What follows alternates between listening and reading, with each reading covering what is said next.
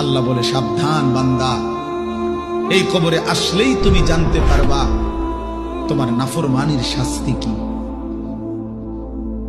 সুম্মা কাল্লা সাউফা তা'লামুন, আবারও জানতে পারবা হাসরের ময়দানে জাহান্নামের শাস্তি দিয়া তোমার নাফরমানির পরিণতি কি।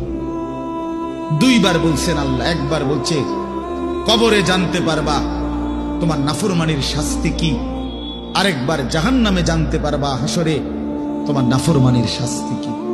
সামান্য কয়টা বুট বেচতে বেচতে বেচারা এক ওয়াক্ত নামাজ পড়ে না, কদ্দুর চা বেচে, দুইটা বন বেচে, বেচারা এক ওয়াক্ত নামাজ পড়ে না। একটা অটো চালায়, নামাজ পড়ে না।